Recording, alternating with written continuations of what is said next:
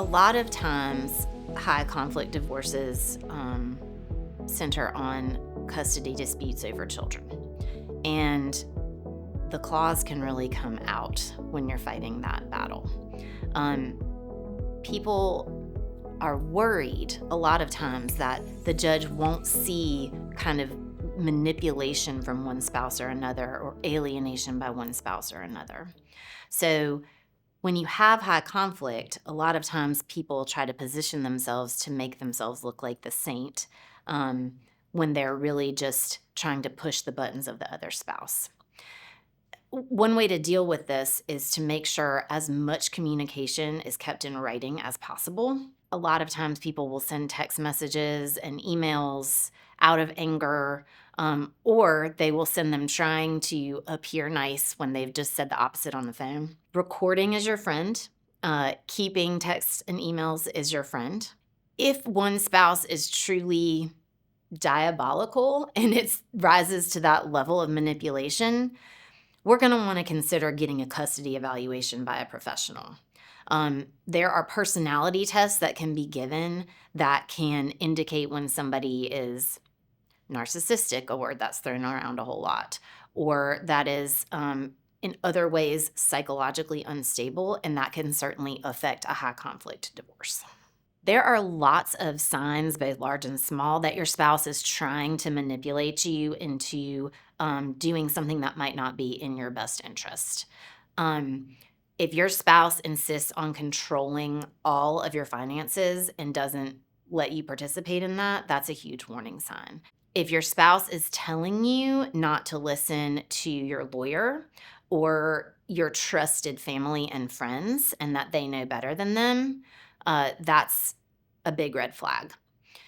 If ever something happens where your spouse is trying to control your phone or control where you go or anything like that, that's actually rising to the level of abuse, and you need to do something about that immediately. False accusations can be really hard to deal with if you're going through a divorce because it's so hard to prove a negative. How do you prove that you're not doing something that somebody is saying that you're doing? I had a case one time where somebody was accused of drinking. The other side went so far as to plant empty beer cans in their trash can and photograph it to try to prove it. That was really, really hard. We had to do a lot of work to prove that they did that. And we did prove it, and it made the other side look ridiculous. Typically, if somebody is making false accusations, they are actually doing the thing that they're accusing the other person of themselves. The way that you can disprove it is to show a pattern of this kind of behavior by the other party.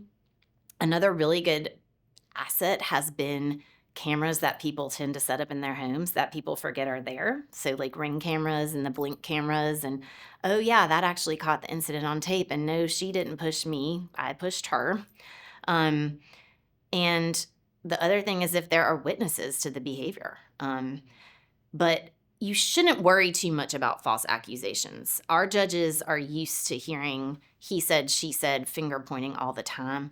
Unless the party has actual proof to back up the accusation, it's not going to carry a whole lot of weight. Going through a high conflict divorce can take the biggest toll on your mental health. I'm in the habit of referring almost every one of my new clients to a therapist or counselor if they don't already have one. And we have a network of therapists who we work with. I look at going to therapy as maintaining your mental health in the same way that I look at exercise as maintaining my physical health.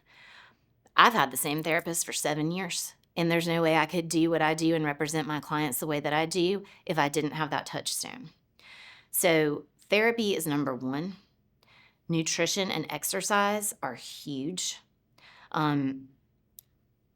There's nothing more rewarding than seeing a client come to me just at their absolute lowest, beaten down point and see them start to take care of themselves during a high conflict divorce and then see them thrive a year later. And that's what happens if you are willing to ask for help. We all need help. Everyone has some issue. And recognizing that it's a strength to get the help that you need is going to benefit you in spades. If you're going through a high conflict divorce, a lot of people think the strategy should be to fight on every little issue. And that's really actually counterproductive.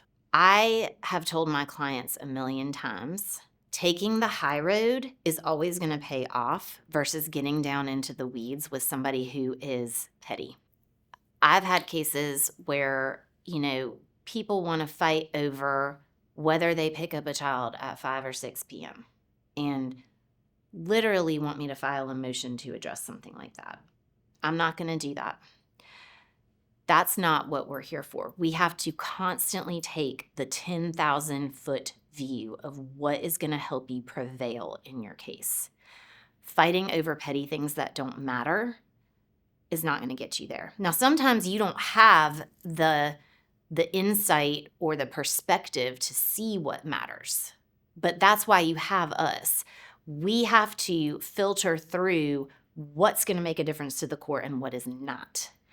One time I had a case where the mom did not want the dad to be able to get the child's haircut. And we could settle every issue in the case except who was allowed to get the child's haircut. And the judge said, if you think I'm going to try a case over that, you have got another thing coming.